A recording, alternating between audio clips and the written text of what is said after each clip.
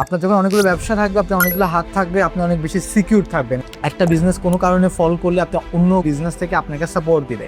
আপনি যদি এক্সপার্ট না হয়ে একজন ইনকাম করে সেই জন্য আপনিও নেমে যান, তাহলে ধরা খেয়ে যাবেন। অনেকেই জানতে চাচ্ছেন যে হচ্ছে মাল্টিপল বিজনেস যারা করে, বা আমরা অনেকেই আছি মাল্টিপল বিজনেস করতে চাই, সেক্ষেত্রে কি কি সুযোগ সুবিধা আছে মাল্টিপল বিজনেস করলে, কি কি অসুবিধা আছে, কি কি প্যারা হয়, এরকম জিনিসগুলো আমরা জানবো।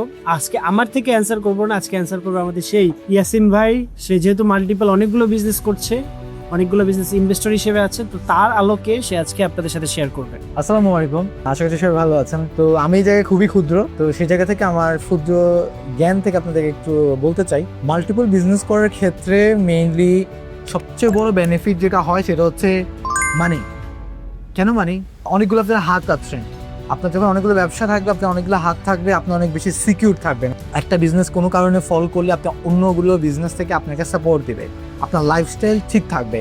কারণ যারা আমরা একটা বিজনেসে ফোকাস করি, তাদের কোনো কারণে ইনকেস আল্লাহ না করুক, যেহেতু বাংলাদেশের অবস্থা কিন্তু ভাই ভালো না, বাংলাদেশে গভর্নমেন্টের রুলস রেগুলেশন এবং আমাদের তো দেশের যে পরিস্থিতি, সেই পরিস্থিতিতে অনেক ভালো বিজনেসে অনেক সময় দশ নেমে যায়। সো তখন আপনার বিশাল একটা লাইফস্টাইলের চেঞ্জেস চলে আসে। তো সেই জায়গায় অনেকগুলো ব্যবসায় থাকাটা আমি মনে করি উচিত, অনেকেরই উচিত, সবারই উচিত।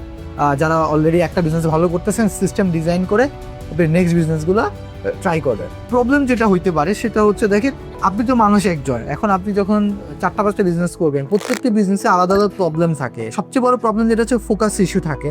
সো ফোকাস ইস্যু থাকার জন্য যদি আপনি নিজে সবগুলো কোম্পানি ওন করে, তখন আপনার একটা প্যারা হয়ে যায় যে সবগুলো বিজনেসে নিজেকে আবার টাইম দেওয়া। যদি এমন হয় যে প্রত্যেকটা বিজনেস আপনার সিইও আপনি এবং সিস্টেম ডিজাইন করে দিয়েছেন, তখন আপনার প্যারা হয় না। But cash flow, money management এবং হচ্ছে প্রতিটা বিজনেসের কিছু ইন্ডিভিজুয়াল প্রবলেম থাকে, যে প্রবলেমগুলো আপনার আপনাকে হ্যান্ডেল করাতে একটা ইস্যু হয়ে যায়। একটা বিজনেসে যখন আপনার সারাদিনে ওই একটা বিজনেসকে নিয়ে চিন্তা ভাবনা করা লাগে, কিন্তু যখন আপনার মাল্টিপল বিজনেস হয়ে যায়, তখন আপনার ব্রেইন এবং আপনার টেনশন, আপনার সব কিছু বেড়ে যায়। যে বেশিরভাগ টেনশনে থাকা হয়, যে একটা বিজনেস যখন ফল করে, তখন ওই বিজনেসকে উঠানো, তখন আরেকটা বিজনেস আবার ফল করে বা ওইটাতে প্রবলেম হয়। তখন এইভাবে করে ফোকাস ইস্যুর যে ইস্যুটা হয়, এটা ম্যাক্সিমাম সময় হয় এবং ক্যাশ ফ্লোর ইস্যু তৈরি হয়। কারণ অনেকগুলো বিজনেস যখন অ্যাট এ টাইমে প্রবলেম করা শুরু করে, তখন আপনার মানি অনেক জায়গায় চলে যায়, একসাথে অনেকগুলো বিজনেসে ইনভেস্ট হয়ে যায়। এগুলোই মেনলি হয়ে থাকে। ওকে, থ্যাংক ইউ ইয়াসিন ভাই। আমি একটু ফাইনালি ভিডিওটা শেষ করে দেই। সেটা হচ্ছে আমার ক্ষেত্রে আমিও তো অনেকগুলো জিনিস পরিচালনা করছি। তো মেইন প্রবলেমটা যেটা, সেটা হচ্ছে প্রতিটা বিজনেসের জন্য সাবজেক্ট ম্যাটার এক্সপার্ট লাগে। কারণ আপনি যদি এক্সপার্ট না হয়ে একজন ইনকাম করে সেই জন্য আপনিও নেমে যান, তাহলে ধরা খেয়ে যাবেন। এবং আলটিমেটলি আপনার কাছে যে পরিমাণ ক্যাশ আছে, আপনি যত বড় রাজার গোলা থাকুক কি না কেন, প্রাইসে শেষ হয়ে যাবে।